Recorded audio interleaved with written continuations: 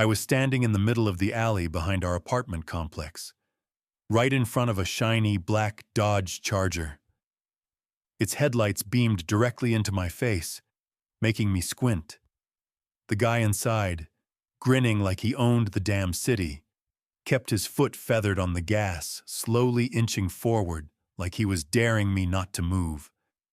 Most people wouldn't stand in front of a car like that, but I was tired, angry, and just done.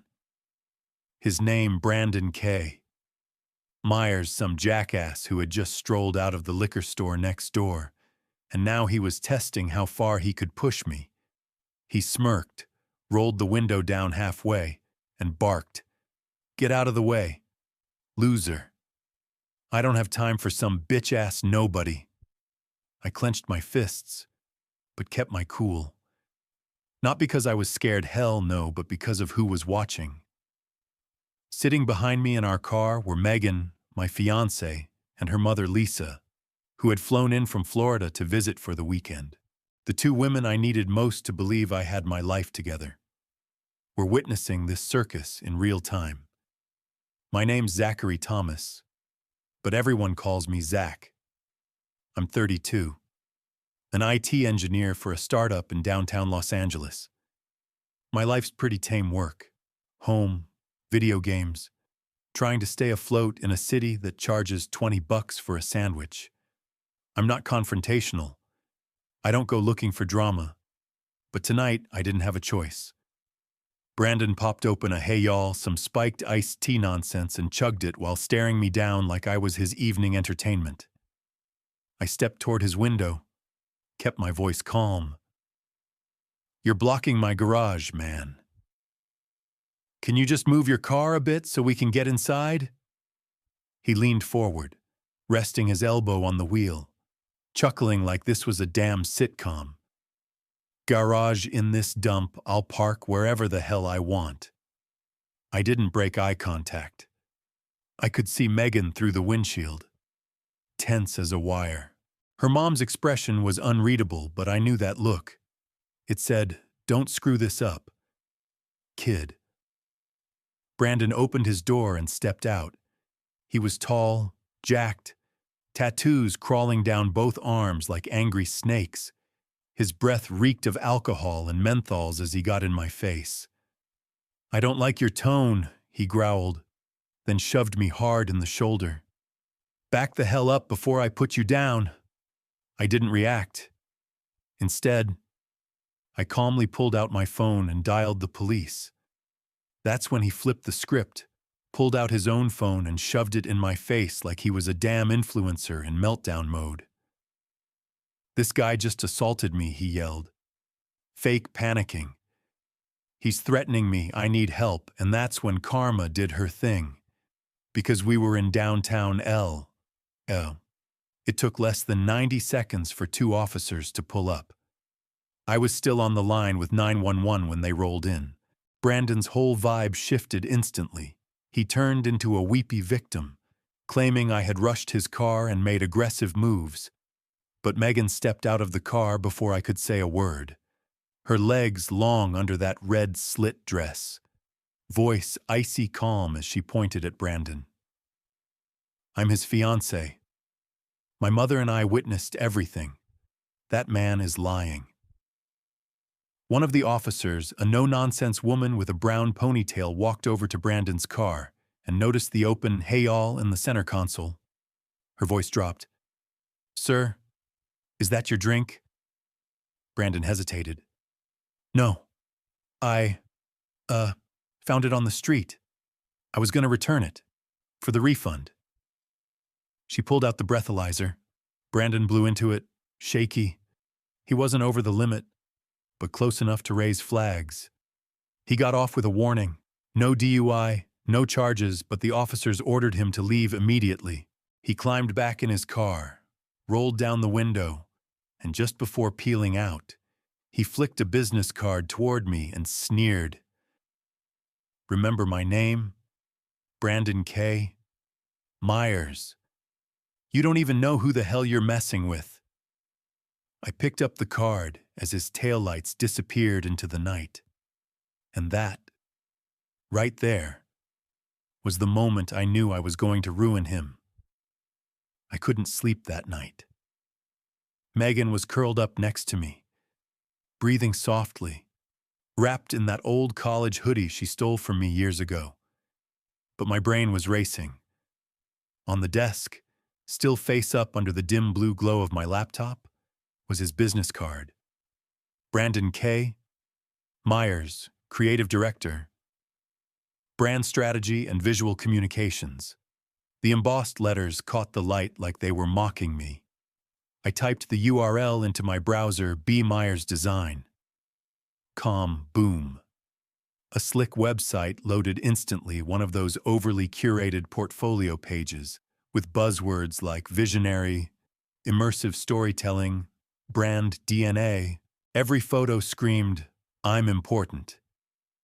His bio was pure ego-fueled fluff, 10 years of experience, collaborations with Warby Parker, Under Armour, and a handful of pretentious LA startups. And right at the bottom, download resume PDF, I clicked. There it was. Full name, phone number, personal email, home address in West Hollywood, complete work history, and a narcissistic mission statement about changing the world through human-centered design. But all I saw was opportunity. See? I wasn't going to scream.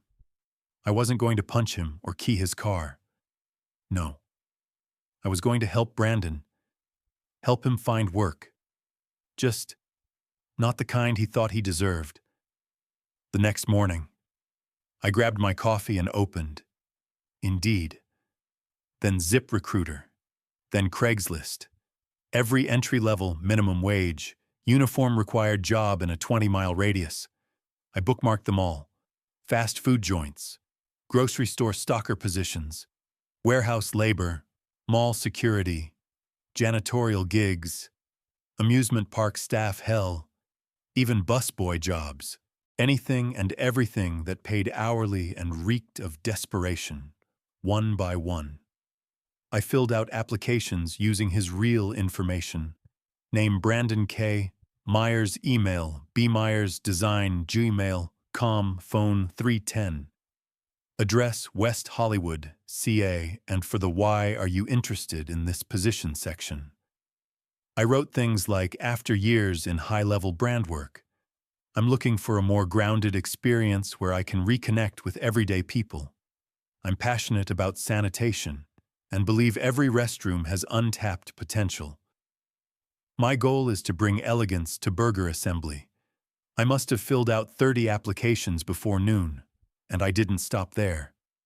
Over the next few days, whenever I had a spare minute waiting on a Zoom call, stuck in traffic, waiting for code to compile, I opened a new tab and sent Brandon off to yet another job interview. Within a week, responses started rolling in. Hi, Brandon. We'd love to set up an interview for our night shift stockroom team. Thanks for applying to Wendy's. We think your background is perfect, Brandon. We reviewed your impressive resume. Can you come in this Thursday at 3:15? I didn't respond to any of them. But I could only imagine the confusion as Brandon's phone buzzed nonstop with call after call, voicemail after voicemail, from places like Burger King and Dollar Tree, asking if he was still available. God, I wish I could have seen his face. I kept it going for about 3 weeks. By then, I had submitted over 80 job applications in his name. The man had more opportunities than a high school guidance counselor's inbox. But the weirdest part? It felt good. Not just funny. It felt empowering. Like I was finally evening out something the universe had tilted way too far in favor of jerks like him. Still, something in me started to shift. This wasn't just about a parking incident anymore. This wasn't even about Megan's mother watching me get shoved like a punk. This was about something deeper. So I dug a little more. Late one night, I was combing through his Instagram under a burner account I made using a fake influencer named Lexi, Waves, complete with gym selfies, beach shots, and the kind of sultry thirst traps that made me feel dirty just posting. He followed back in 11 minutes. From there, I had full access to his life. And it was complicated. In between the arrogant motivational posts and shirtless gym selfies, there were pictures of a woman he tagged often Jade, dark skin, long legs, tight dresses, and lips like sin. Every photo oozed heat. There were videos of them partying, her perched on his lap, him nuzzling her neck while pouring whiskey into a solo cup. Hashtags like Takyash Work Bay and Latte Edits made it clear this wasn't just a business relationship. And that's when I remembered something from his resume. One of his biggest clients was a high-end real estate startup called Formhouse. Jade, I soon discovered, was their marketing coordinator, which meant he was sleeping with his client's employee. And based on the timing of the posts, he was doing it while still publicly dating someone else, Emily Dawes, an art teacher from Pasadena. Sweet, composed. The kind of woman who posted photos of hand-thrown ceramics and poetry books. Brandon wasn't just a bully. He was a lying, cheating egomaniac. And I had receipts. That night, I created a new Gmail account, Truth Window, tips@gmail.com, and I sent an email to the CEO of Formhouse, attached screenshots, captions, date stamps, subject line employee relationship concerns your branding consultant. The next morning, Brandon's portfolio site redirected to a 404 page. His LinkedIn vanished. His Instagram wiped clean. But I wasn't done, because I still had Emily, the one woman who still believed he was a decent man. And she had just sent a message to Lexi, asking, "Do you know Brandon well?" I smiled. She was about to. I waited a day before replying to Emily. I wanted her to stew in that question a little longer. Make her wonder. Make her doubt. Then I responded from Lexi's account. Short and simple, I know enough. You should probably take a look at this. Attached were 10 screenshots, chats, Instagram captions. One video of Jade giggling in Brandon's lap as he fed her a bite of cake in what looked like a hotel suite. And then, for good measure, I added, "You didn't deserve this." She saw the message within 10 minutes. Didn't reply. But I imagined the moment she opened them, the sting behind her eyes, the slow unraveling of trust, the heartbreak that hits like a cold slap to the soul. A small part of me felt guilty, but a bigger part felt like I was putting things back in balance. Brandon's world was unraveling, and yet, he didn't even know who was pulling the threads. That weekend, I saw him and Jade at the gym I'd joined just for this purpose. I wasn't there to work out. I was there to observe. He still had that arrogant posture, tight tank top, flexing in the mirror, grinning at himself like a man who'd never heard the word humble. Jade wore wine-red leggings so tight it looked like her skin had been painted on, a matching crop top that left little to the imagination, and that same predatory smirk she always had in photos. They flirted between sets, whispering and laughing, his hand sliding down her waist when he thought no one was looking. But I was looking, and I recorded everything. 2 days later, I sent an anonymous email to Formhouse's HR department. Subject: conflict of interest. Inappropriate conduct. Your consultant, Brandon Myers, appears to be involved in an undisclosed personal relationship with your marketing coordinator. Jade, last name. This could present legal and ethical conflicts. Please review attached evidence. I attached the gym video, time-stamped. along with screen grabs from his now-deleted Instagram. I signed it, Concerned Observer That Email. It was the fuse, because within 48 hours, Jade's social media went private. Her LinkedIn was scrubbed. Brandon's website, which had already gone dark, now displayed a single message, coming soon.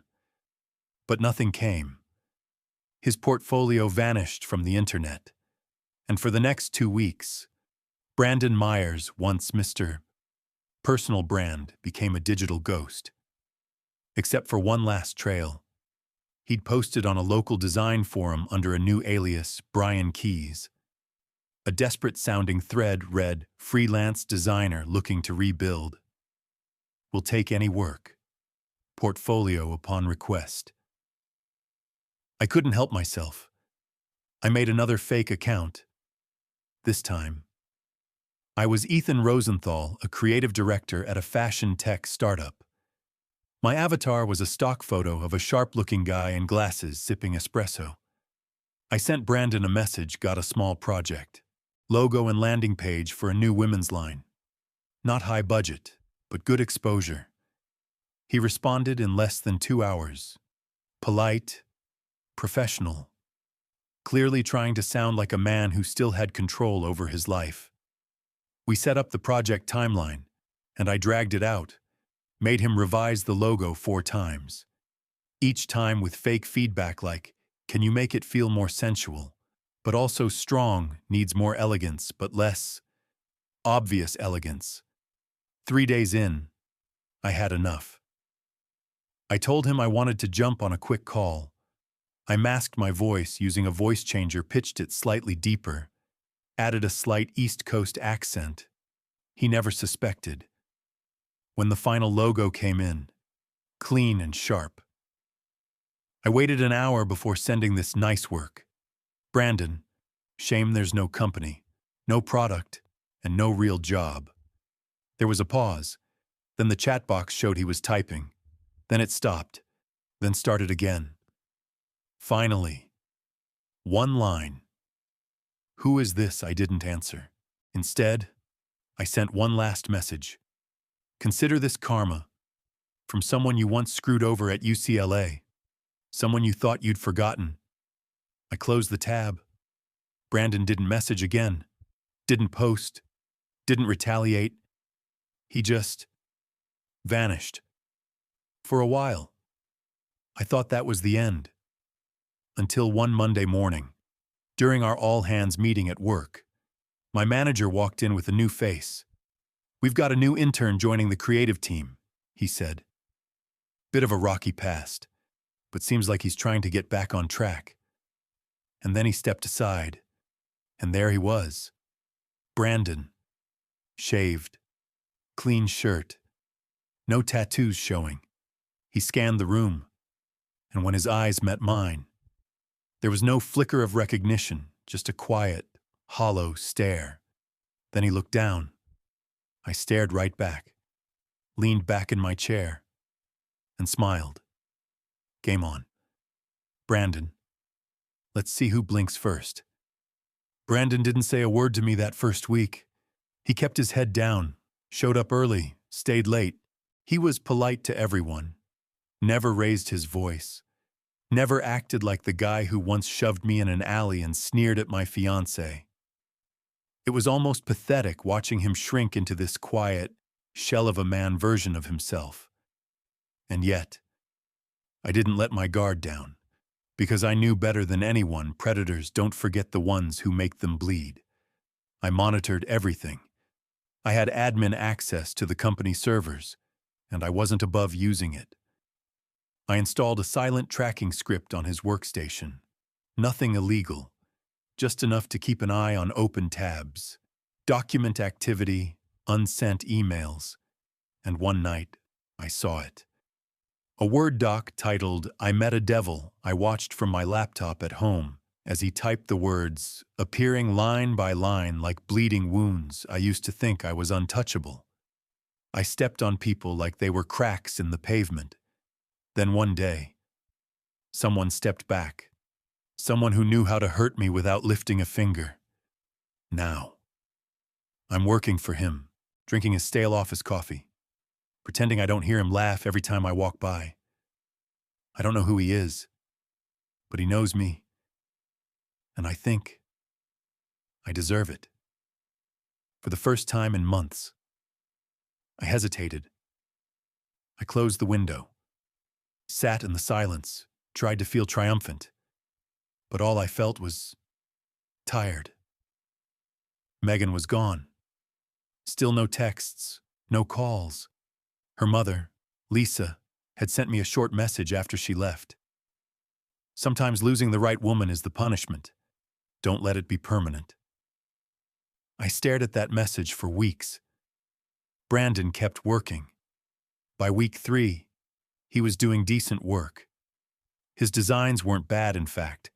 They were clean, sharp, efficient. A lot better than I expected. One day, I caught him mentoring one of the interns on color theory. Not bragging, not grandstanding. Just teaching. The girl smiled, thanked him. He just nodded and walked away. Something inside me twisted. Then one morning, he didn't show up. HR got an email. Appreciate the opportunity, but I need to step away. Brandon. No drama, no speech, just silence. That afternoon, I walked into the office break room and found a manila envelope in the fridge. My name written on it in black Sharpie. Inside were printed copies of his resignation letter, a thank you note to the team, and a folded-up photograph, an old class picture. UCLA, our junior year. We were both in it. Him, in the front row, flashing his cocky grin. Me, off to the side, half smiling, arms folded, eyes tired, and scribbled in the margin, I remember now. I was wrong. 2 weeks later, I saw a flyer taped to a pole outside my gym, new trainer, one-on-one coaching, former brand director, fitness recovery for creatives. It had Brandon's face on it. He looked leaner, wiser, still handsome but not weaponized. Just real. I scanned the QR code. It led to a website with his story, a man who lost himself in ego, burned bridges, hit rock bottom, and found clarity under a barbell. I left a message through the site. Glad you made it through the fire. No hard feelings. Z. No reply. Not that I expected one. Sometimes, silence is the most honest answer. A month passed. Then a recruiter reached out about a speaking opportunity, a panel on rebuilding personal brands after failure. They wanted me to speak alongside 2 other guests. I laughed when I saw the list. Guest number 2, Brandon K. Myers, of course. We stood backstage before the event, both in dark suits, both holding microphones. He glanced at me, that old smirk tugging at the edge of his mouth, not arrogant this time, just knowing. You going soft? Zach, he asked. I shrugged. Maybe. He laughed once, sharp and low. Feels good, doesn't it? I didn't answer, because the truth was, I wasn't angry anymore, and that scared me more than anything else. That night, as I walked home through the L, air warm, electric, humming with endless possibilities, I realized maybe revenge isn't about winning. Maybe it's about taking back control, one decision at a time. And maybe, just maybe, letting go was the final move. It had been over a year since that night in the alley behind my garage. Over a year since Brandon Myers nearly ran me down with his car and told me I was nothing. And yet somehow, we were now standing on the same stage, side by side, microphones clipped to our jackets, both introduced as guest speakers at a branding summit in West Hollywood. The applause was polite. The moderator smiled wide. I smiled back. But inside, I was revisiting every moment that had led me here, every ounce of petty revenge, every file sent, every trap laid. And now we were equals no. I wouldn't let it end that easy. After the event, I walked off stage to shake hands with a few attendees. I could feel Brandon behind me watching, still trying to gauge me, still wondering what game I might be playing. I didn't talk to him that night, but I sent him a message the next morning. Brandon, let's grab a drink. To my surprise, he replied in minutes. Sure. Name the place. We met at a rooftop bar overlooking downtown, the same bar I used to come to when I first moved to Lille. Back when I was broke and wide-eyed, believing I had to be a nicer guy to succeed. Brandon showed up wearing a black button-down, sleeves rolled, forearms tanned and lean. He looked healthy, grounded. I hated that it looked good on him. He ordered a whiskey neat. I stuck with bourbon. You still mad at me? He asked, leaning back. I'm not sure, I said honestly. He nodded like he already knew the answer. Then he looked out over the skyline. You know, I've had people try to cancel me, sabotage me. But what you did, that was different. Surgical. You didn't destroy me. You dissected me. Piece by piece. He turned back to me. Why I took a long sip. Let the warmth burn through my chest before answering.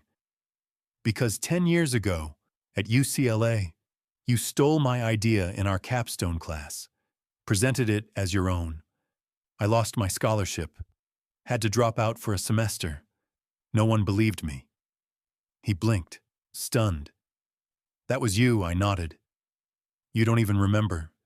Do you? I remember the project, he said slowly. I remember crushing it, getting praise. I remember thinking I was invincible. Yeah, I muttered. So did I until that day. He rubbed his jaw. Shit. I didn't know. Well, I said, leaning forward. Now you do. He let out a breath. So this whole thing, the fake jobs, the fake accounts, the fake clients, it was all about that one class. I smirked. No. It was about who you were and how many people you hurt like it meant nothing. He went quiet again, then said something I wasn't expecting. Thank you. I raised an eyebrow. You forced me to look at who I was, he continued. To burn it all down and build again from ash. He got up first, paid for both drinks, said, if you ever want a job reference, don't ask me. I'm still terrified of what you're capable of. I laughed, genuinely, but as I watched him walk away, I realized something strange had shifted in me. Not closure, not forgiveness, but something close. A few weeks later, I got a letter in the mail, actual paper, in a real envelope. No return address. Inside was a photo. Me and Brandon, from that branding summit. We were laughing. Someone had caught it mid-joke, candid, unscripted. A moment between two men who had been enemies, victims, predators, survivors. On the back, in thick black ink, it said, you were right. The only way to win was to become someone worth beating. No signature, just a challenge. I framed the photo and hung it in my office, right next to my degree, the one I finally finished, long after everyone else. And every time I see it, I remember it wasn't revenge that saved me. It was becoming the version of myself that no one could ever take down again. That's the real victory. And that's the only kind I ever want again. Summer rolled into fall in Los Angeles with its usual fake chill palm trees still green, tourists still sweaty. but the sky somehow felt heavier, like it was trying to press down on all the noise below it. Business was booming. My agency, Phoenix Layer, had picked up 3 major clients since the summit. I had a team of 10, an office in downtown with a view of the skyline and the best cold brew in a 10-block radius. People were taking me seriously finally. But late at night, when the city got quiet, I'd sit on the balcony of my condo with a drink in my hand and stare into the dark, wondering, was I done? Had I gotten even, or had I become something else entirely? One night, I got a message request on LinkedIn. Emily Dawes, the art teacher, the ex, the one Brandon had humiliated. I hadn't heard her name in almost a year. Zach, I know everything that happened. I've pieced it together. I don't know if I should hate you or shake your hand. But there's one thing I do know. You broke him so hard, he finally became someone decent. I stared at the screen for a long time. Then I typed, he broke himself. I just handed him the mirror. She replied almost instantly. Well, you handed it like a grenade. Brandon kept his head down after the summit. No dramatic comebacks, no flashy rebrands, just steady work, small freelance gigs, a few partnerships with mental health organizations. He even started a blog, Rebuild Daily, where he wrote about ego, shame, humility, and yes, revenge.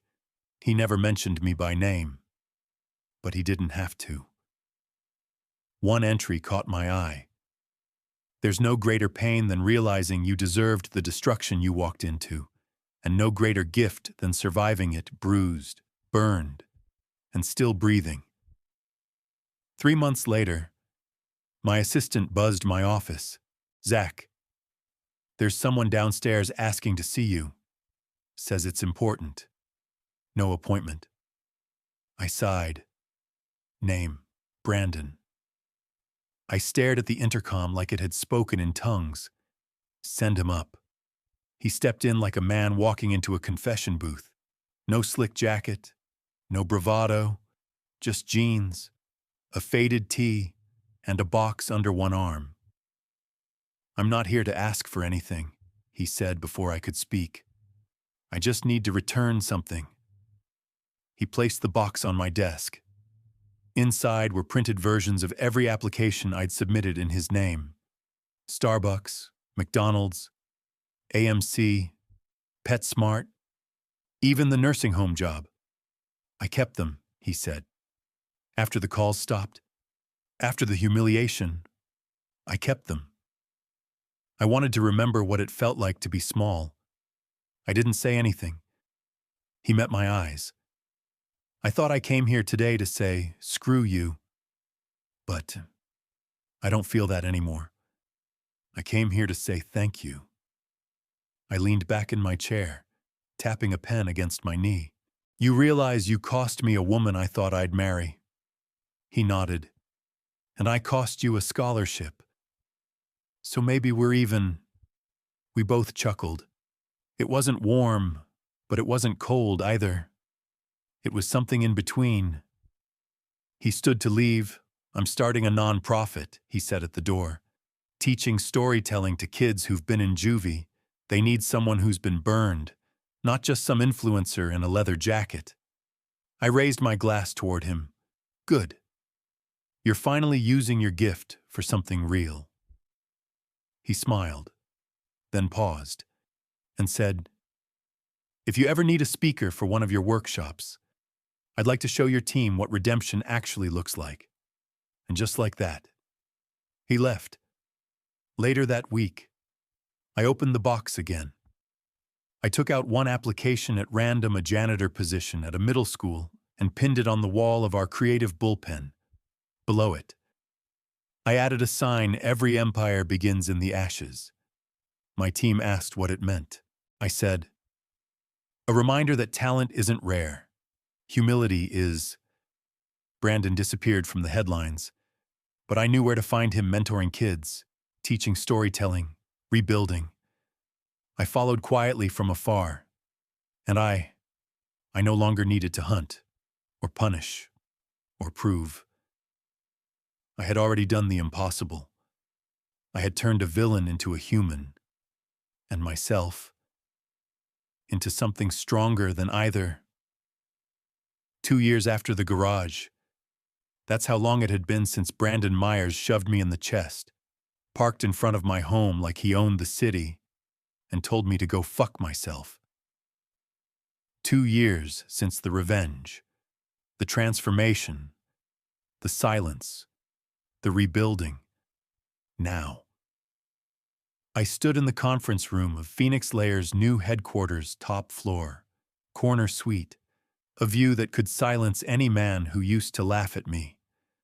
A polished mahogany table stretched from one end to the other, surrounded by 10 ergonomic chairs that probably cost more than my first car. Framed logos of our most successful campaigns lined the walls. Fitness brands, tech startups, fashion houses. We were no longer up and coming. We'd arrived.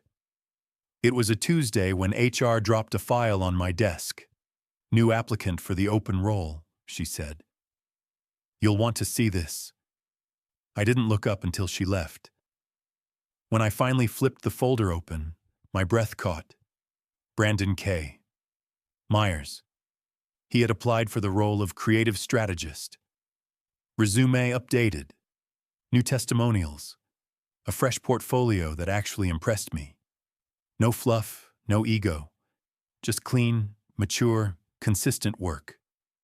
A note at the bottom read, I know you won't forget who I was, but I hope you'll consider who I am now.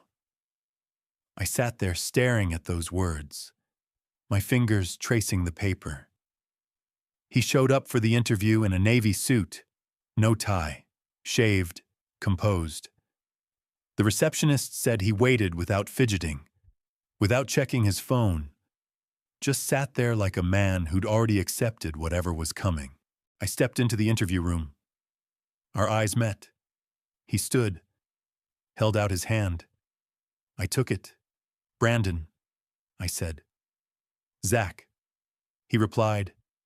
We sat, for a minute.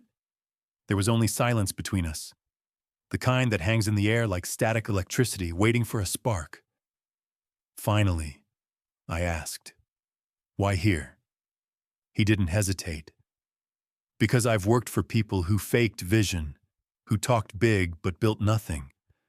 I want to work for someone who made his enemies better, even if that enemy was me. I leaned forward. What makes you think I'd ever trust you again? He swallowed. Because trust isn't given. It's earned. And I'm not asking for the throne, just a seat in the arena. I sat back, watching him, searching for the mask. But there wasn't one. Just a man. 3 months later, Brandon was one of our most valuable team members. No bravado, no politics, just results. My team loved him. Clients respected him. And I no longer watched him with suspicion. I watched him with curiosity. He started mentoring the younger designers. Not just in Photoshop, but in life, how to take failure on the chin and keep showing up. How to take ownership. How to tell the truth. Even when it's ugly. And sometimes, late at night, after the building emptied and the city turned quiet, we'd stay back. Both of us sipping whiskey in the break room like old soldiers, not friends.